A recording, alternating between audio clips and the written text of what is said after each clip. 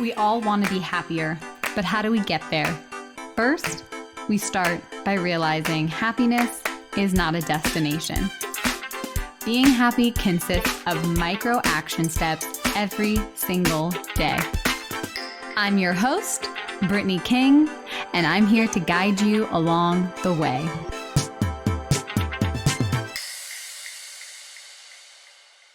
Hello, my beautiful friend, and welcome back to the Positively Real podcast. I'm going to get personal with you today. In honor of Mental Health Awareness Month, I've dedicated the podcast this month to all things mental health awareness. And I'm bringing topics that I haven't talked about before. I'm not talking about thought management. I'm really going a little bit deeper here. I'm talking about tough things like grief and loss, attachment styles, and then something that I think is very much overlooked is our brain health. And I get to interview the most amazing women on the podcast this month. So I'm really excited to bring these episodes to you. But then I was thinking about how I wanted to kick this off. And I was like, well, if we're building awareness around mental health and we're breaking the stigma of mental health, my hope is that if I share a little bit about my story, that it gives you the courage to share a little bit about your story. And it's in sharing that we feel connected to each other. It's in our vulnerability that our strength lies. And, I think it's really easy to look at people online and think that they have something figured out that you don't. And I'm going to give you spoiler alert. That's not true. Even if that's what they're trying to sell you, people are trying to sell you the how to look this way or act this way. And truly, the how is within you, my friend. And that's why I've been loving the work that I've been shifting into. And the breath work in particular, it just feels like coming home to ourselves. I was born into this world completely whole, and it's just inherent. And I know that that's true because my daughter was also born into this world whole and inherent. And same with you, my friend who's listening. You are born whole, inherent, worthy, deserving, all the things. But then things happen in our life that make these little fragmented pieces of us, and it breaks off. And that's when we start to feel like we're broken. And so I lived most of my life thinking I was broken and believing I was defective. Like I thought there was something inherently wrong with me. And it's been through my own mental health journey that I've learned that there's nothing wrong with me, and there never has been. And I believe it now on a deep level. For a long time, I believed it on a conscious level, and that can only get you so far. But it's through this deep healing that I've been doing over the past, say, 3 years now. It's like 2.5 years, 2.5 years, that I was really starting to understand that feeling of wholeness again. And that's why I love breath work, because breath work is a remembering of who you are, and it helps you tap into your own wisdom and guidance. And so that's why I want to offer this episode for you today. So really my mental health journey started when I was probably in the womb. Everything that I've learned about the nervous system points to your nervous system is being developed when you're in the womb. And I know from stories and my mom and just everything going on at that time, it was not the most peaceful, relaxed environment. My mom and my dad were fighting, and there was a lot of fear, a lot of uncertainty, a lot of anger. But it wasn't until this probably all linked, right? It was diagnosed with ADHD and dyslexia when I was in 6th grade, and then put on medication and put in different classrooms and really been put in that space of being othered, which further my belief that there was something inherently wrong with me. But I didn't realize that that was me being my mental health being challenged. I learned at a very early age how to adapt and how to be liked and how to fit in. And it was survival, and it was through being happy. It was through being the one that no one had to worry about, the one that was just like the life of the party, and the one that you could always count on to have a good time. And that was me. That was who I thought I was, at least. I didn't realize that it was a mask that I created, but that was just the brilliance of little Brittany. That was the brilliance of my nervous system of just wanting to belong and to feel safe and connected. And I didn't feel any of those things, which, if you looked at my life on the outside, it would be very confusing because I was born into a very privileged lifestyle. But that did not mean that I had safety in my emotions because I didn't feel safe. And I always had stomach aches. I always felt off. And I didn't realize that that was anxiety showing up in my body until I became older. So that's really when my mental health journey started. And I didn't have the skill set to develop the emotional regulation tools that I know now. I didn't know how to manage stress. I didn't know how to do any of these things. And it was never modeled for me. But what I did know was how to survive. And I learned very early on to always be doing, always be moving, always be grooving. And that's what I was known for. And I got like rewarded for that. People always were like, "Oh my gosh, how do you do it? How do you do it? How do you have so much energy? How do you do all the things?" And, I didn't realize that I was in this constant state of fight or flight. I was constantly activated because I was so afraid of what would happen if I would slow down. I was running away from feeling my emotions. So I didn't have attention deficit. I had attention or attunement deficit. I didn't have the space where someone could help attune to what I was experiencing. And the more I dug into this as an adult, I realized that I didn't necessarily have ADD. I had complex PTSD. I had all these little micro things happen in very pivotal times of my development. It actually slowed down my development, slowed down my ability and my executive function. All things that I thought was wrong with me. It was like, how come I'm this way or how come I'm that way? And I would always blame myself that there was just something wrong with me, like why I'm disorganized or why I'm running late. And I would just chalk it up as just an inherent flaw when actually there was something happening in my life that was too much, too fast, too soon. And it was these like micro little things that just kept adding up that furthered delayed my development as a human being and as a child, and very important skills that to have in your adult life.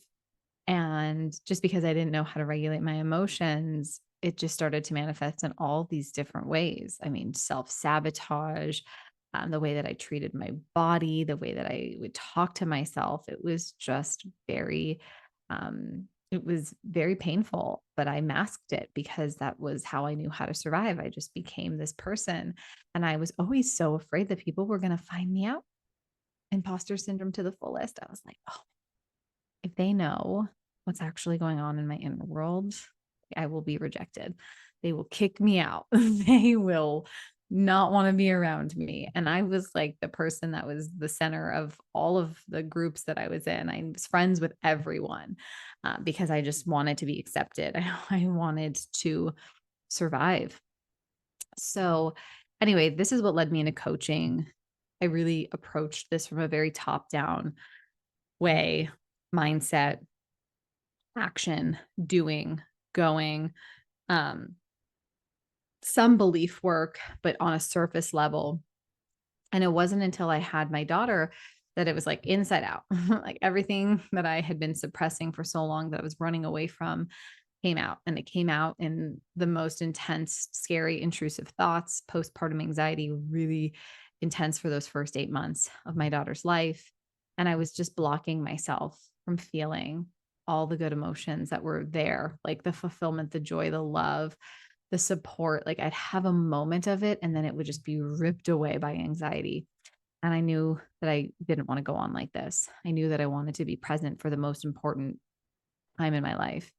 And so I decided to stop focusing on growth and focusing on scaling and getting to the next level in my business and my life. And I decided to go inward. And I'm so glad that I did, because going inward and really meeting those parts of myself that didn't feel safe to be with so much compassion and so much love, and then actually allowing myself to feel those emotions and, most importantly, be witnessed in those emotions has changed my life. And by seeking out support in this way, it's opened up my whole world to the importance of the body, something that I had been ignoring for most of my life. I was so disconnected from my body. And by doing the somatic healing and then the breath work has connected me to my body in a way that I feel safe to be in my body. I feel safe to be me. And without everything that I had been through, I wouldn't have gotten to this point. The other thing is, if I didn't have my daughter, I probably would have kept going the way that I was going. I'm sure something would have woken me up, but it really gave me motivation to change the trajectory of what had been handed down from generation to generation, because this wasn't anything new. These patterns existed in my mom's life, and I'm sure it existed in her mom's life, and so on. Um, so I really took it upon myself to be like, we're going to change this story, even if it's just a little bit. We are going to change the story. We're not going to be avoidant. We're going to talk about difficult things. We're going to feel our emotions. We're not going to shame ourselves. We're not going to judge ourselves. And listen, like I can go down the list and say that things, it's easy to talk about. It's great in theory, but in practice, not so easy. But this whole time, like really dedicating the past 2 years to my mental health and how it connects to my nervous system has transformed my life. I feel so much more grounded, so much more like relaxed and calm. And this doesn't mean I don't get triggered because, oh, let me tell you, I do. It's almost like I get triggered more. But what happens after I get triggered is so different than in the past. In the past, I used to just numb out and avoid, disassociate, didn't have the ability to handle it. Now I can confront it. It doesn't feel good, let me tell you that, but I feel so empowered to handle it. And if it wasn't for everything that I had been through, my own mental health journey, I don't know if I would have ever gotten to this place.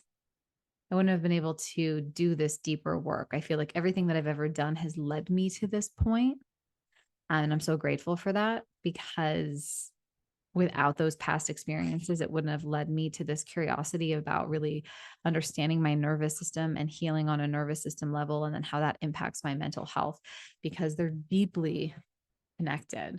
I mean, when you think about it, our mental health and state of our nervous system are like so linked, because the nervous system regulates so many of the processes that affect our psychological well-being, right? From our emotional responses to stress and recovery, our physical health, neuroplasticity. I mean, all of these things stem back to the nervous system.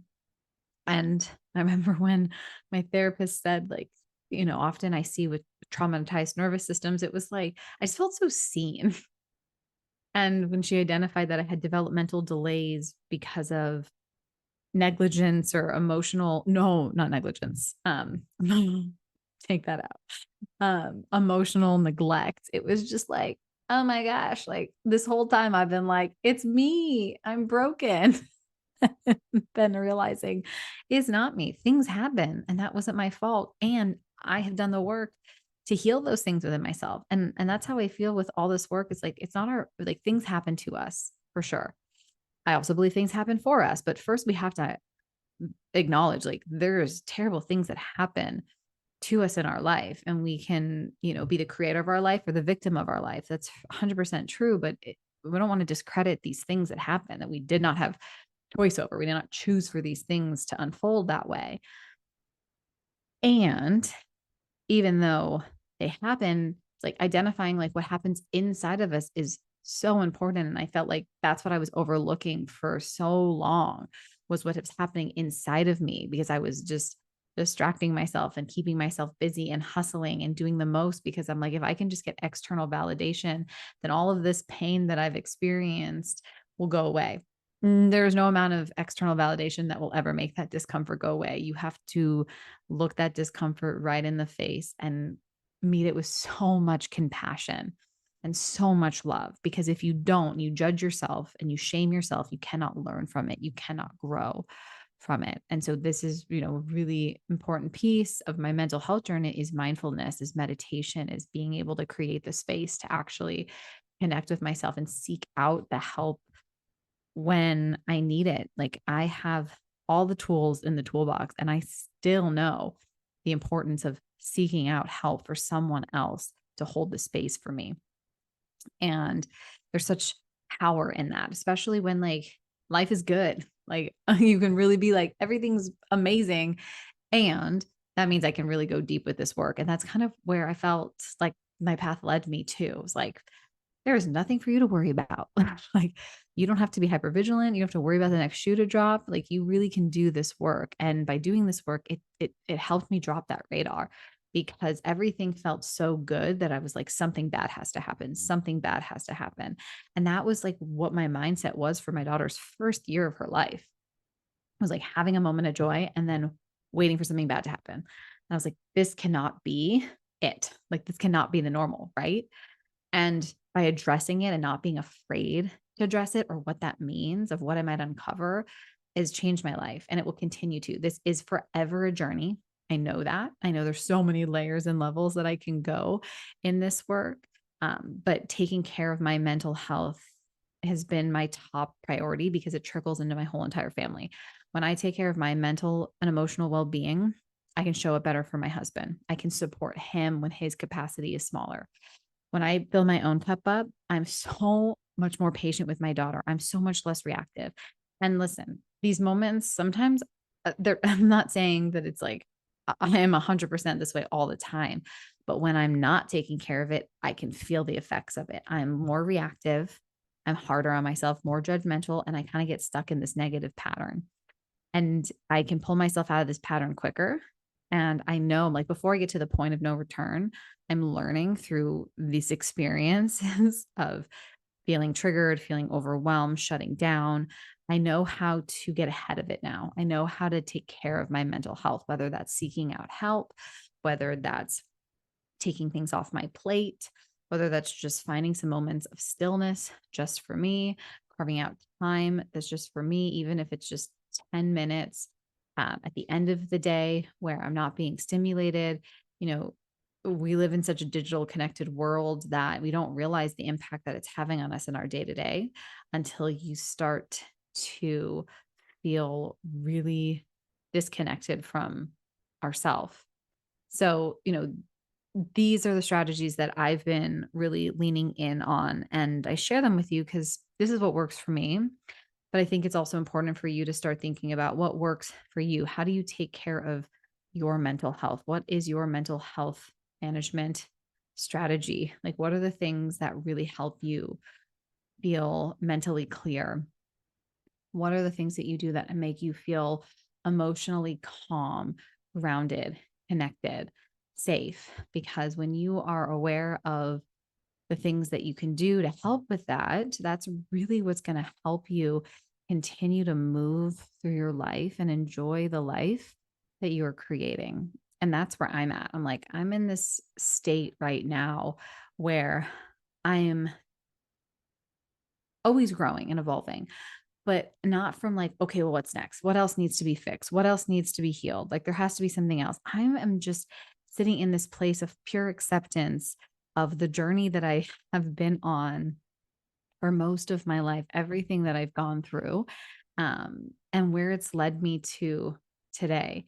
And I'm so grateful for all of it. And I'm so grateful to meet myself in this place of just acceptance and knowing that it's an ongoing journey and I don't have to be thinking about what's next. I just need to keep doing what's working for me, and what's next is going to continue to unfold.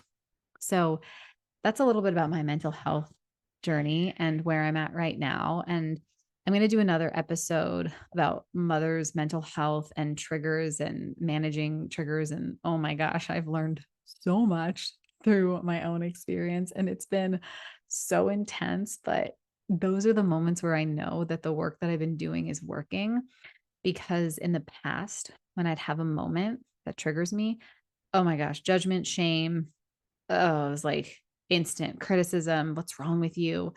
And now these subtle shifts are happening inside of me. Just this little moment of, that's interesting. What's this trying to signal to you? And talking to myself in just this loving voice that I have not been used to. I'm used to this more like kind of critical, judgy, like, it's not quite the inner critic that I used to have, but definitely it's like it's more sneaky.